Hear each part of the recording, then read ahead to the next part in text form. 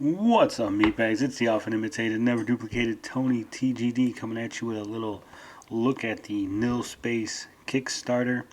Now, before we get into the video, before we start discussing Nilspace, I gotta, full disclosure. I came across this game because the Nilspace developers reached out to me over email. They became aware of a review I did on Landgreiser 1 and 2. They enjoyed the review. They seen that I like strategic RPGs, so they reached out. They said, "Hey, you might be interested in this game we're developing. Maybe take a look." So I went ahead. I took a look at it. It was interesting. It did pique my interest. I wrote up a little something about it coming to Kickstarter. That's on the website. I then arranged a email Q&A with the developers. That's also on the website. I'll link that in the description of the video.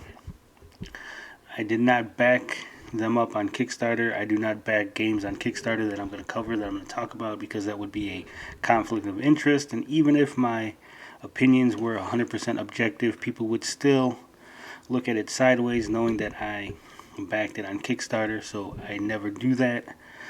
But with that said, let's go ahead and look at the game.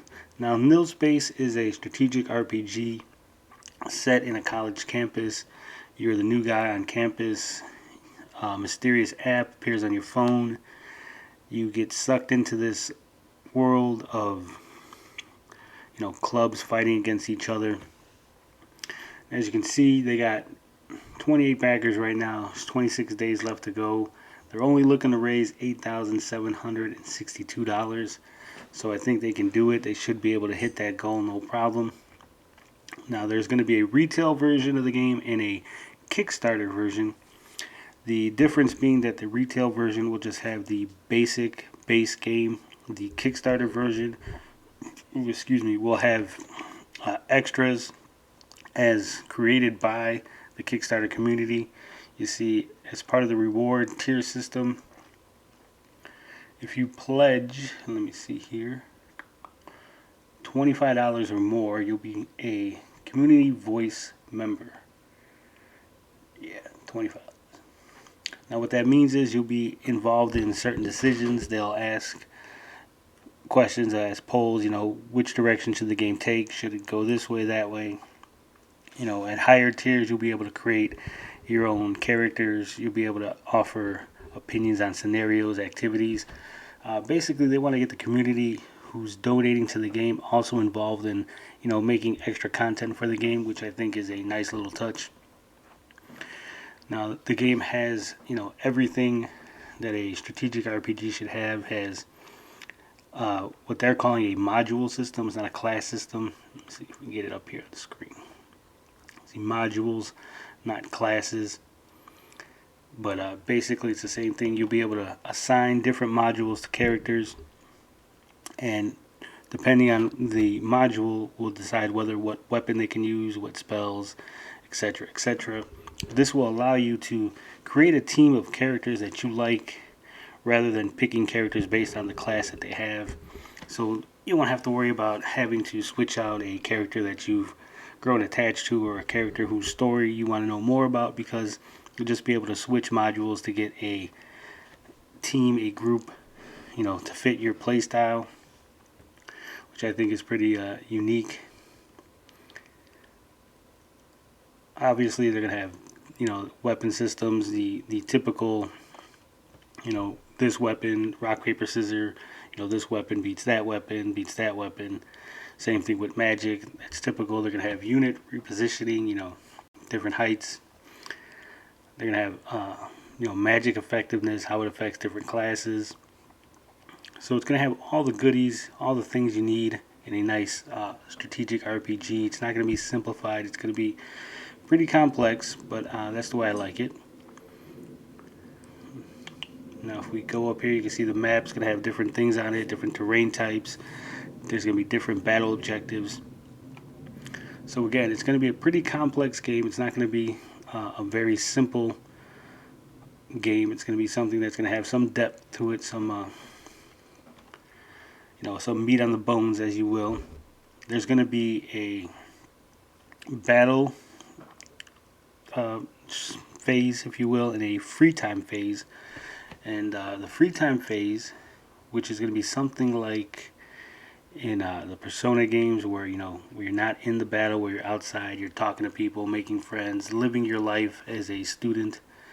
And it's going to be something similar to that, where you basically go around the campus, visit different buildings, locations, end up doing different activities, advance stories of particular characters.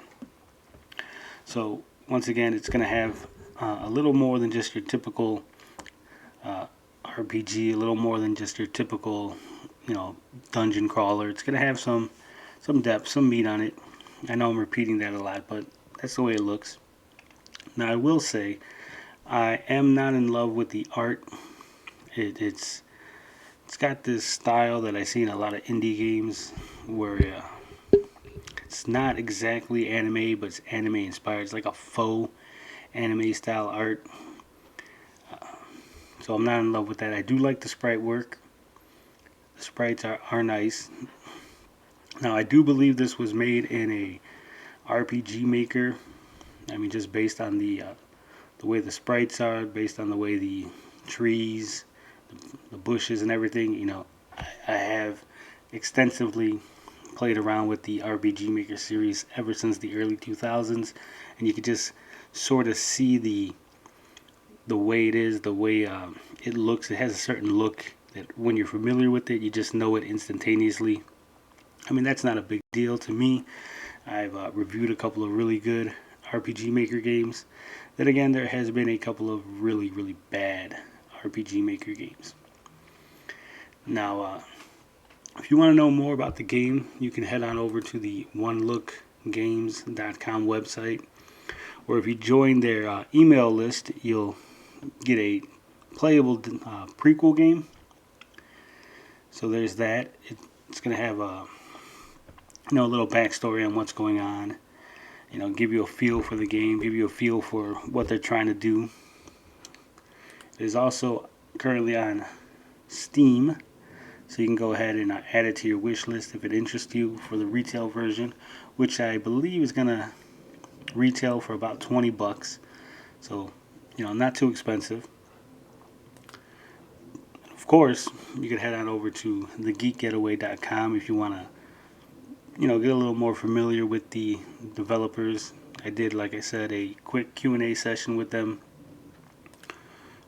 But all in all, it looks like a decent game. It looks like something that will have you playing for a while. That'll be a good value for your money. Now, I will be checking out the demo this weekend, and probably Monday or Tuesday I'll give my thoughts on that.